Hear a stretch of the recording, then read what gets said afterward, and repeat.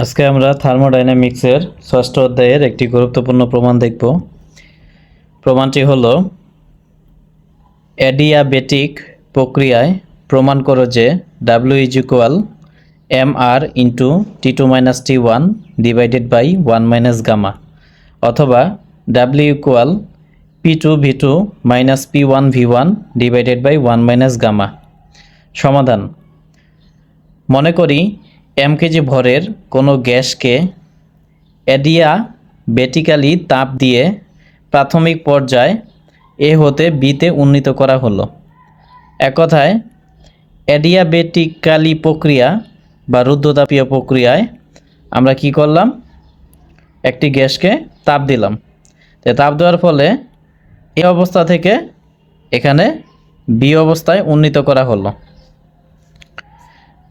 যেখানে পর্যায় দুটির চাপ, আয়তন ও তাপমাত্রা P1 V1 T1 হতে যথাক্রমে P2 V2 ও T2 হলো। এক কথায় এ হলো প্রাথমিক অবস্থা, যেখানে চাপ P1, আয়তন V1 এবং তাপমাত্রা T1, আর বি হলো চূড়ান্ত অবস্থা, যেখানে চাপ P2, আয়তন V2 এবং তাপমাত্রা T2। এখন এবি রেখার ই বিন্দুতে সামান্য আয়তন প্রসারণ ডিবি কল্পনা করি। এখানে এবিসিডি একটি ক্ষেত্র, তো এই ক্ষেত্রের মধ্যে আমরা ক্ষুদ্র একটা অংশ চিন্তা করব বা ক্ষুদ্র একটা ফালি চিন্তা করব।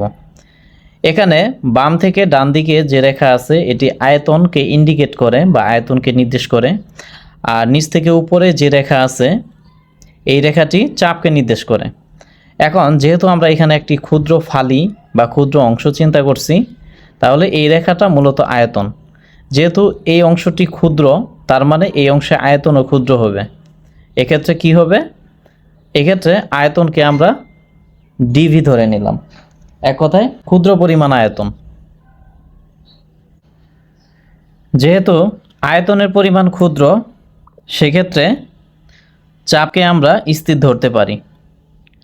সেজন্য আমরা লিখলাম যে চাপ পিকে স্থির রাখা যেতে পারে।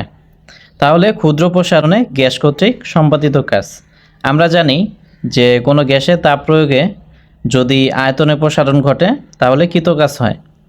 তাহলে এক্ষেত্রে কৃতকাজ ডিডাব্লিউ ইকুয়াল পিডিভি হবে। এক কথায় আয়তন প্রসারণ ক্ষুদ্র হলে কাজের পরিমাণও ক্ষুদ্র।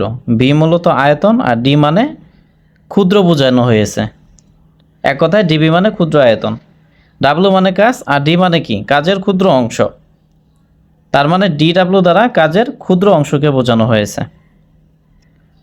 তো এই ক্ষেত্রে আমরা মোট সম্পাদিত কাজ বের করব। তো মোট সম্পাদিত কাজ বের করার জন্য দুই দিক দিয়ে ইন্টিগ্রেশন করে দিতে হবে বা সমাকলন করতে হবে। তাহলে আমরা উভয় দিকে ইন্টিগ্রেশন করে দিব।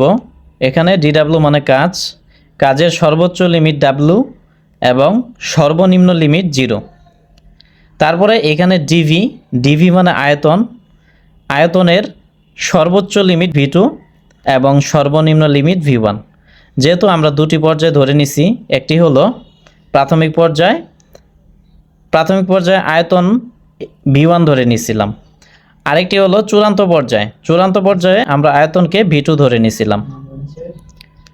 তো এই হলো বিষয়। এই জন্য আয়তনের সর্বোচ্চ লিমিট V2 আর সর্বনিম্ন লিমিট V1। তো আয়তন যখন V2 হবে বা সর্বোচ্চ লিমিট হবে, তখন আয়তনের প্রসারণ ঘটবে। এক কথায় সেক্ষেত্রে কৃতকাজ হবে, সেজন্য কাজকে ডাব্লু ধরছি। আর আয়তন যখন V1 মানে প্রাথমিক আয়তন, এক্ষেত্রে আয়তন নির্দিষ্ট অবস্থায় আছে বা আয়তনে কোনো প্রসারণ ঘটে নাই, সেক্ষেত্রে কৃতকাজ 0 হবে। এখন ইন্টিগ্রেশন ডিডাব্লুর মান ডাব্লু হবে। আমরা জানি যে ইন্টিগ্রেশন ডিএক্স এর মান এক্স। তো এই সূত্র অনুসারে ইন্টিগ্রেশন ডিডাব্লুর মান ডাব্লু হবে। তারপরে আপার limit W and lower limit 0 এখানে নিয়ে নিলাম। তারপরে ইকুয়াল দিলাম, ইন্টিগ্রেশন V2 বাই V1 নিলাম। এরপরে ডিভি নিলাম। এখন আমরা পি এর মান বসাই দিব। তা আমরা জানি রুদ্ধতাপীয় প্রক্রিয়ায় PV gamma equal P1 V1 gamma, P2 V2 gamma, P3 V3 gamma, এভাবে চলতেই থাকে। তাহলে PV gamma is equal to P1 V1 gamma বা পাওয়ার গামা। তো এই ক্ষেত্রে আমরা যদি পি এর মান বের করি, তাহলে ভি পাওয়ার গামাকে এদিকে পাস করে দিতে হবে। তাহলে ভি পাওয়ার গামাকে এদিকে পাস করে দিলে, যেহেতু এখানে গুণ অবস্থায় আছে, এদিকে পাস করলে ভাগ হয়ে যাবে। তাহলে পির মান কী হচ্ছে? পির মান হচ্ছে P1 V1 power gamma is equal two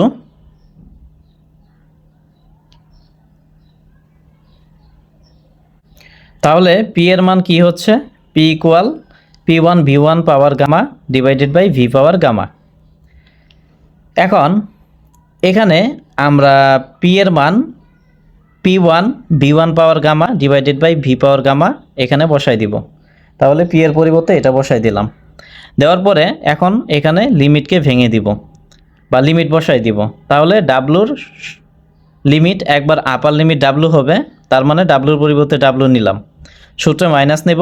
আবার ডাব্লুর লিমিট বা ডাব্লুর মান লোয়ার লিমিট 0 হবে, তার মানে ডাব্লুর পরিবর্তে 0 নিতে হবে। তারপরে ইকুয়াল ইকুয়াল দিলাম। এখন ডিভির সাথে ভি পাওয়ার গামার সম্পর্ক আছে। P1 V1 পাওয়ার গামার সম্পর্ক আপাতত নাই বা ম্যাথমেটিক্যালি নাই, সেজন্য P1 V1 পাওয়ার গামাকে সামনে নিলাম। তাহলে এখানে কি থাকে? ইন্টিগ্রেশন V2 V1, আর নিচে কি থাকে? V power gamma. উপরে কিছু থাকে না, কারণ এটাকে আমরা সামনে নিছি। তাহলে উপরে মনে মনে 1 ধরবো, আর এখানে ডিভি আছে, ডিভি নিলাম। নেওয়ার পরে এখন ডাব্লু থেকে 0 বাদ দিলে ডাব্লু হবে P1 V1 পাওয়ার গামা নিলাম, আর এখানে ইন্টিগ্রেশন V2 V1 নিলাম। এখন ভি পাওয়ার গামা এটা নিচে আছে, তাহলে এটাকে যদি আমরা উপরে নেই, ভি এর পাওয়ার প্লাস গামা, তার মানে এটার পাওয়ার পজিটিভ।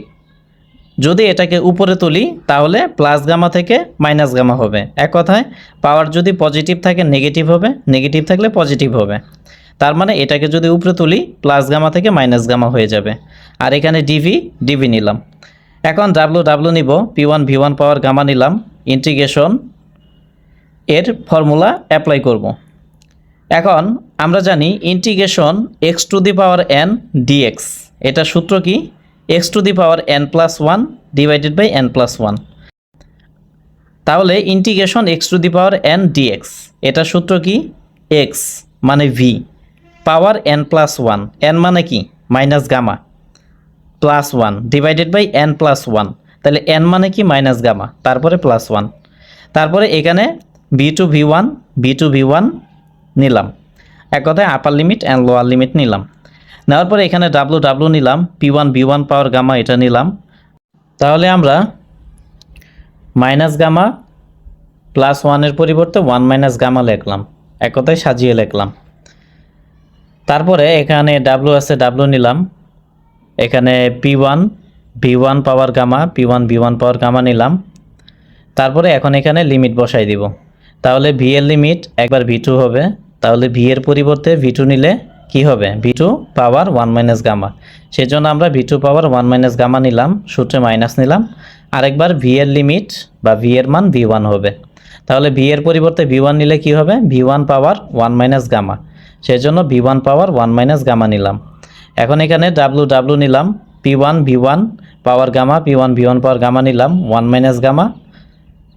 1 মাইনাস গামা এখানে নিচে আছে, সেজন্য একবারে নিচে নিয়ে নিলাম। আর উপরে এখানে কি আছে? V2 1 মাইনাস গামা মাইনাস হলো V1 1 মাইনাস গামা, এটাকে এখানে নিয়ে নিলাম।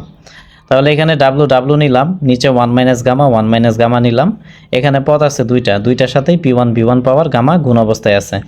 তাহলে প্রথমে V2 পাওয়ার 1 মাইনাস গামার সাথে এটা গুণ করে দিলাম, তারপরে মাইনাস নিলাম। আবার V1 পাওয়ার 1 মাইনাস গামার সাথে এটা গুণ করে লিখলাম। এখন এখানে ডাব্লু ডাব্লু নিলাম। এখন রুদ্ধতাপীয় প্রক্রিয়ায় আমরা জানি P1 V1 power gamma equal P2 V2 power gamma equal P3 V3 power gamma equal P4 V4 power gamma ইত্যাদি ইত্যাদি। তাহলে P1 V1 পাওয়ার গামার পরিবর্তে P2 V2 পাওয়ার গামা লেখা যায়। সেজন্য এখানে P1 V1 পাওয়ার গামার পরিবর্তে P2 V2 পাওয়ার গামা নিলাম। তারপরে V2 পাওয়ার 1 মাইনাস গামা নিলাম, মাইনাস মাইনাস নিলাম। তারপরে P1 V1 আছে, তাহলে এখানে P1 নিলাম, আর এখানে V1 এখানে V1। এক কথায় ভিত্তি একই। আমরা জানি ভিত্তি যদি একই হয় গুণের সময় পাওয়ার যোগ হয়। তাহলে দুইটা V1 এর পরিবর্তে একটা V1 নিলাম, আর এখানে পাওয়ার গামা আর এখানে পাওয়ার 1 মাইনাস গামা, দুইটা পরস্পরের সাথে যোগ করে দিলাম। এখন এখানে ডাব্লু ডাব্লু নিলাম, P2 P2 নিলাম। এখানে ভি2 এখানে ভি2, ভিত্তি একই, তাহলে আমরা জানি ভিত্তি যদি একই হয় গুণের সময় পাওয়ার যোগ হয়। সেজন্য ভিটুর পরিবর্তে একটা ভি2 নিলাম, আর এখানে পাওয়ার গামা আর এখানে পাওয়ার 1 মাইনাস গামা, দুইটা পরস্পরের সাথে যোগ করব।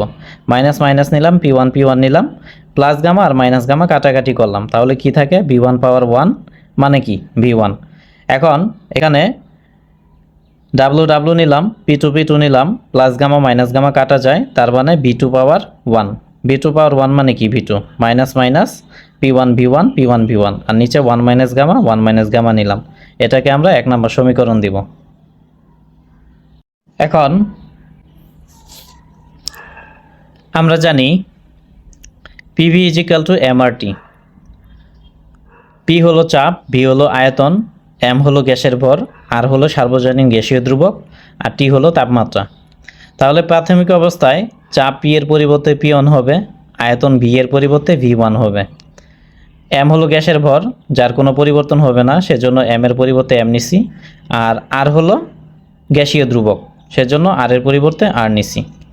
আর প্রাথমিক অবস্থায় তাপমাত্রা T এর পরিবর্তে T1 হয়ে যাবে, তাহলে এটাকে 2 নম্বর সমীকরণ দিলাম। এখন চূড়ান্ত অবস্থায় চাপ P এর পরিবর্তে P2 হবে, আয়তন V এর পরিবর্তে V2, M এবং R এর কোনো পরিবর্তন হবে না, আর T হলো তাপমাত্রা, তাহলে চূড়ান্ত অবস্থায় তাপমাত্রা T এর পরিবর্তে T2 হবে, তাহলে এটাকে 3 নম্বর সমীকরণ দিলাম। এখন আমরা 3 নম্বর থেকে 2 নম্বর বিয়োগ দিব। এই বিয়োগ দেওয়ার কারণটা কি? এই বিয়োগ দেওয়ার কারণ হলো যে এখানে P2 মাইনাস P1 আছে, এটার মানকে প্রতিস্থাপন করব। তো এটার মানকে প্রতিস্থাপন করার জন্য অবশ্যই 3 নম্বর থেকে 2 নম্বর বিয়োগ দিতে হবে, তাহলে কি হবে P2 মাইনাস P1 আসবে। সেজন্য আমরা লিখব 3 নং হতে 2 নং বিয়োগ করে পাই, তাহলে এখানে P2 বিয়োগের জন্য মাইনাস, তারপরে কি P1 এক কথায় বাম পক্ষকে বাম পক্ষ দ্বারা বিয়োগ করলাম, তারপরে ইকুয়াল নিলাম। এখন 3 নম্বরের ডান পক্ষে আছে MRT2 নিলাম, বিয়োগের জন্য মাইনাস নিলাম। আর 2 নম্বরের ডান পক্ষে আছে MRT1, সেজন্য MRT1 নিলাম।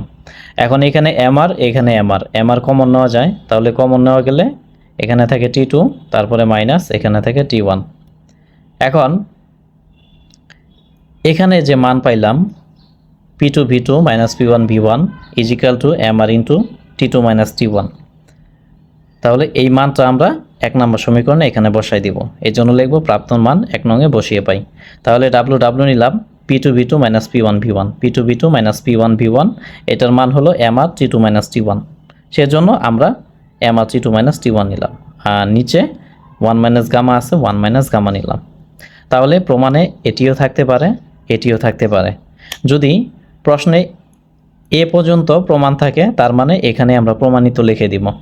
আর যদি প্রশ্নে এ পর্যন্ত প্রমাণ থাকে, তাহলে আমরা কি এতটুকু করব, করার পরে প্রমাণিত লিখব।